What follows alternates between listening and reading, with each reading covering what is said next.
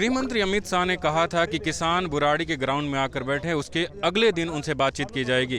किसान संगठनों ने इसे इनकार कर दिया है। हमारे साथ किसान संगठन समूह के प्रमुख जगजीत जी हैं। सर, क्या क्या फैसले लिए गए और जो अमित शाह की एक मांग थी और एक अपील थी, उसको आप लोगों ने कैसे, क्यों इनकार कर दिया?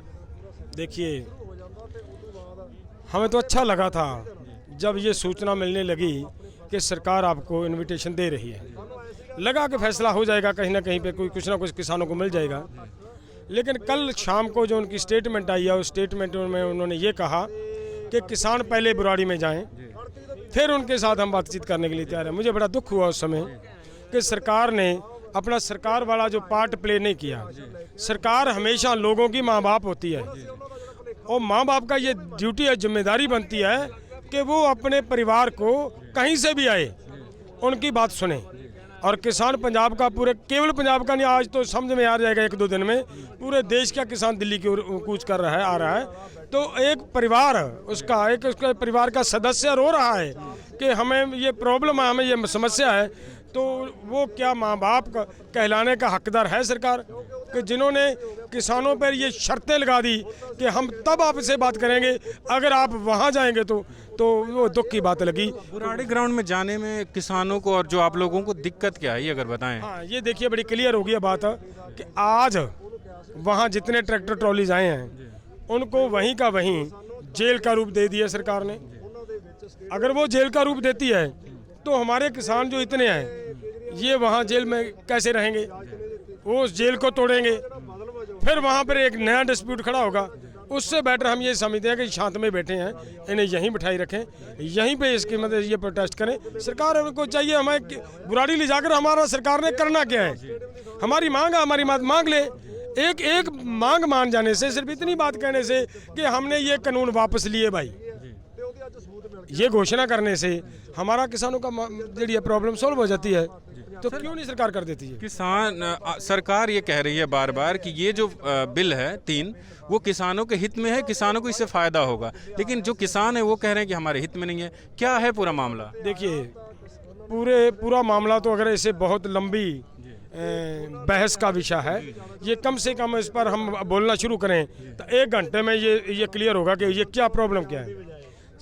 सौखा समझने के लिए बात यह है कि पूरे देश का किसान, पूरे देश का बुद्धिजीवी, पूरे देश का वकील इस बात को लेकर आंदोलन कर रहा है और सभी ये कह रहे हैं कि ये कानून है जो किसान विरोधी हैं।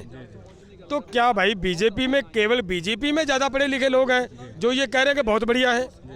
मैं कहता हूं कि अगर बढ़िया भी दे रहे हैं, हम नहीं लेना चाहते तो क्यों दे रहे हैं जबरदस्ती? भाई, ये जबरदस्ती देने की बजाय अगर इन्होंने हमारी ईमानदारी से आमदनी बढ़ानी है तो स्वामीनाथन कमीशन की सिफारिशें लागू कर दें, हमारी इनकम अपने आप बढ़ जाएगी, कुछ जरूरत नहीं पड़ेगी। ये ऐसे कानूनों को वापस ले, ये थोड़ा काम है, इतनी बड़ी बात नहीं है, सरकार को वापस लेना चाहिए। लेकिन सरकार के लिए ये एक बहुत बड़ा फंडा है कि सरकार अपनी ज़मीन है जी कारपोरेट्स को देना चाहती है किसानों की। और हम चाहे कुछ भी हो, किसान इतनी बड़ी संख्या में, आज किसान गेहूं की बुआई हो रही है, लगातार 3 महीने हो गए किसान को आंदोलन करते, रेलवे ट्रैक पर बैठा है, तब किसान ने कहीं पे कोई नुकसान नहीं किया, बिल्कुल पीसफुली बैठा है, एक खरोच नहीं लगाई किसान ने कहीं पे। और आज उस समय क्या अगर पॉलिटिकल लोग यहाँ पर बैठते तो ये ऐसे थोड़ी, इतना समय थोड़ी बैठते। ये किसानों को पता है कि हमारी ज़मीन जा रही है, वो मरने के लिए तैयार हैं। तो ये बात है कि सरकार की जो नीति को किसान समझ चुका है। सर, जगजीत सर, ये हमें बताइए कि सरकार आखिर बात इस कानून को वापस क्यों नहीं ले रही है? उसको इससे क्या फ़ायदा है? बहुत बड़ा फायदा सरकार को ये है कि आज पंजाब में नोट कीजिए आप, साइलो बने हुए हैं अडानी जी के। क्यों बने? अडानी जी बैठे हैं गुजरात में, अडानी जी का बंगला है बॉम्बे में। अगर वहाँ बैठे थे, हमारे पंजाब में आकर साइलो क्यों लगा रहे हैं वो? और एक नहीं, 8-8, 10-10, 15-15 साइलो को बनाने का उनका प्रयास है, प्रपोजल है उनकी।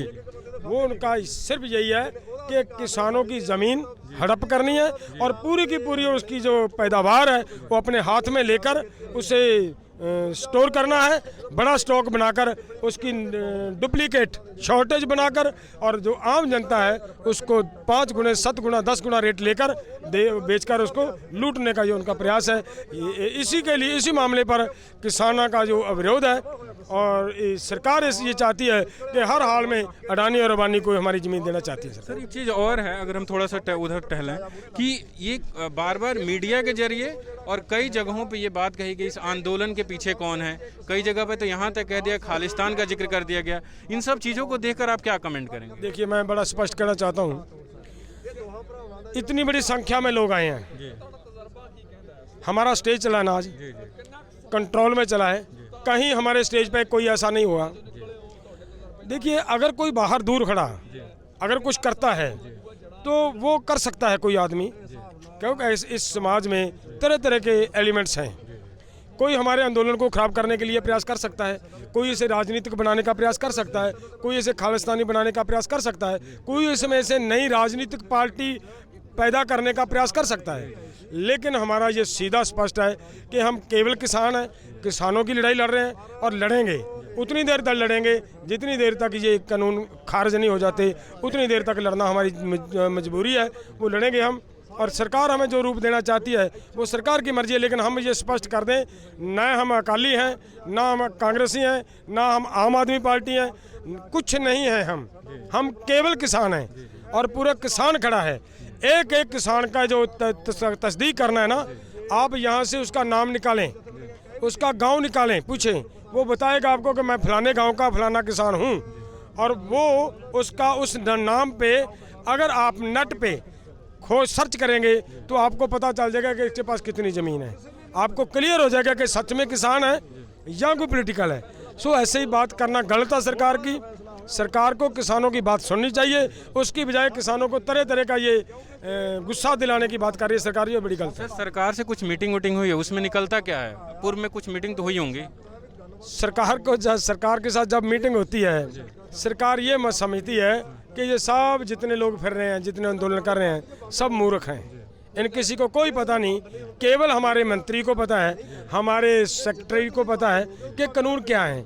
लेकिन हम ये कहते हैं कि हमारे देश में बड़े लोग पढ़े लिखे हैं। मैंने एमए की कर रखी है, पॉलिटिकल साइंस की, हमारे पास एक डॉक्टर है, हमारे पास 2 लड़के एडवोकेट हैं, हमारे पास एक लड़का है जिसने ट्रिपल एमए कर रखी है। क्या हमें वो कानून पढ़ना नहीं आता? मान लीजिए हमें नहीं पढ़ना आता, हम सब किसान मूर्ख हैं। हमारे पंजाब में एडवोकेट्स हैं जिन्होंने पढ़ लिया इसको और बड़ा स्पष्ट क्लियर कर दिया कि ये किसानों के पक्ष में नहीं है, किसानों के विरोधी है। और सरकार हमें ये बार बार प्रयास कर रही है कि आइए मैं आपको समझाता हूँ, हम आपको समझाते हैं, ये किसानों के पक्ष में है। ये गलत बात है उनकी। और हर बार में बैठक में यही उनकी एक कोशिश रही है कि हम इसको समझाएं। हम ये बात कह रहे हैं कि कृपया हमें समझाने का प्रयास मत कीजिए, इसको वापस लेने की कोशिश कीजिए। सर आगे की रणनीति क्या होगी? आप लोग यहाँ बैठ गए, सरकार जीत पे अड़ी हुई है, आगे क्या हो सकता है? देखिए, सरकार ने जो करना वो तो सरकार की मर्जी है। सरकार कितने दिन में हमारा सोल्यूशन निकालना चाहती है ये सरकार के हाथ पे है।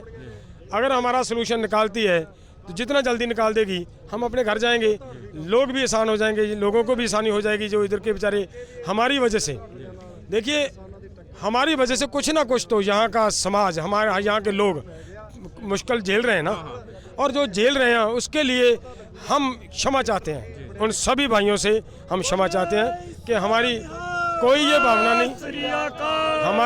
भावना नहीं किसी को परेशान करने की, लेकिन हमारे किसान की उन भाइयों को मैं ये बेनती करूंगा जिनको हमारी वजह से थोड़ी बहुत तकलीफ हो रही है, वो कृपया इस तकलीफ को थोड़ा हमारे लिए, कृपया हमारे लिए, हम पूरे देश को घाटा झेल कर पूरे देश का पेट भर रहे हैं, तो वो हमारे लिए थोड़ी तकलीफ झेल लें, हमारा सहयोग दें इस आंदोलन में। हाँ, इस बात से तकलीफ मत माने कि हमें ये नहीं मिल रहा, हमें वो नहीं मिल रहा।